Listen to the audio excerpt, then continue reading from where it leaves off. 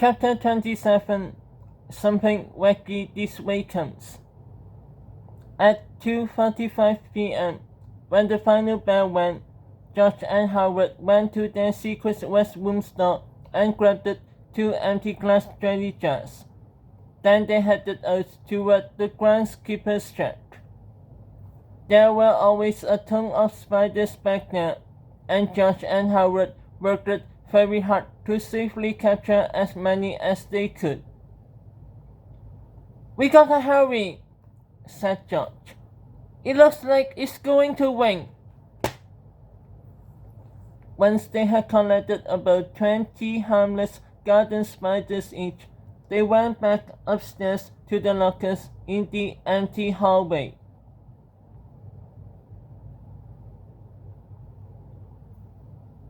Howard held a piece of paper under one of the lower fence slats of Keeper's locker.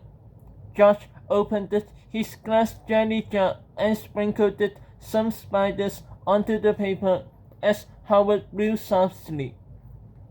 About 10 spiders gently slid across the paper and through the slot, disappearing into the darkened depths of Keeper's locker. Next day, they moved it on to Lukey's, Bugs, and Finsley's lockers, gently blowing an assortment of ace-legged residents into their fence too.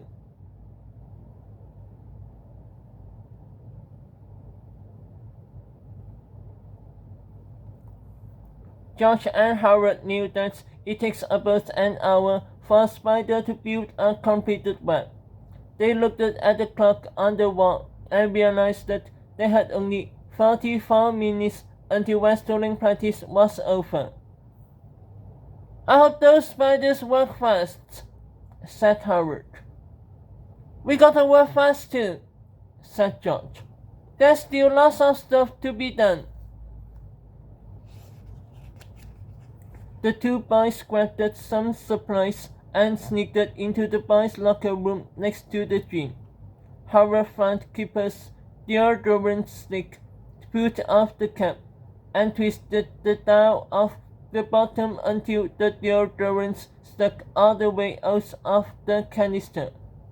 George pulled the fake white deodorant off and threw it into the garbage can. Then he opened a package of extra spicy jalapeno cream cheese and began packing it into the plastic deodorant canister with a spoon.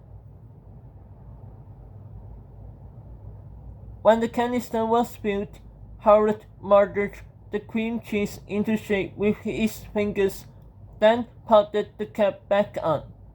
George pushed the deodorant back in Keeper's gym locker next to his soap and his towel, while Howard started working on Lukey's deodorant.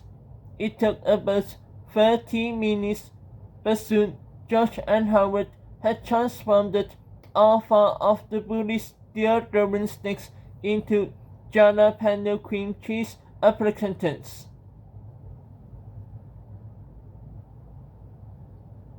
Once everything was back where it belonged, George and Howard rushed to their secret store in the boys' restroom. Time was running out. George climbed onto his stools as Howard gathered the ancient-looking comics and an old walkie-talkie. Quickly, the two friends sneaked out to the hallway and got to work. Howard slid a comic book through one of the lower fence slots of each bully's locker, while George placed the walkie-talkie on top of the lockers and pumped up the volume. They finished it just as wrestling practice ended. Dark clouds were beginning to gather outside, and a distant thunder could be heard rumbling miles away. A terrible storm was coming. Meanwhile, back in the locker room, Keeper and his cohorts changed their clothes, smeared on some deodorant, and shouted out to their lockers. Lightning was beginning to flash outside, filling the school windows with crackling bursts of fluorescence.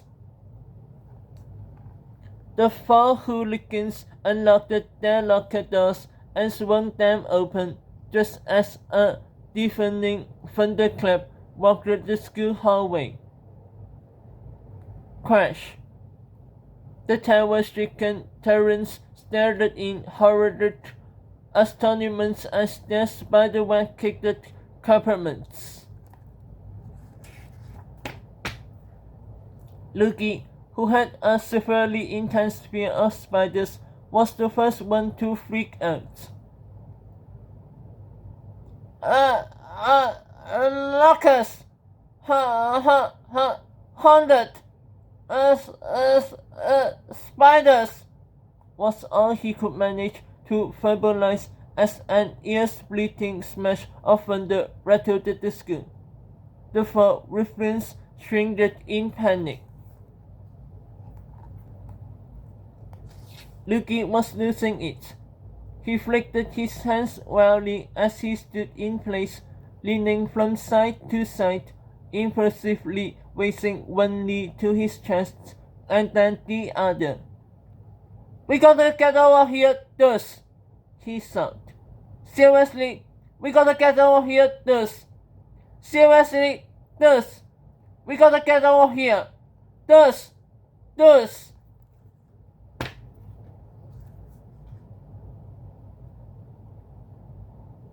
"Just a doggone minute," Keeper protested. "What's this?" He reached carefully into his web-trucked locker and pulled out an ancient-looking comic book.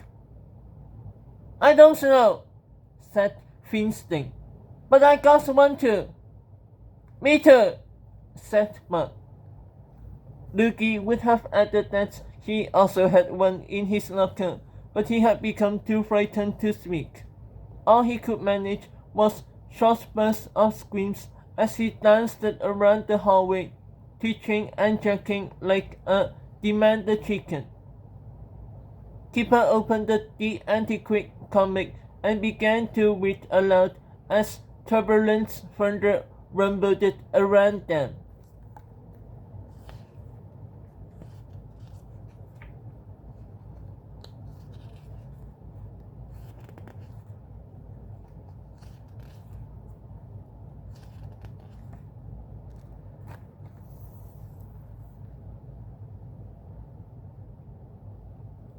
Chapter 28 The Curse of Wacky Mackey, a True Story.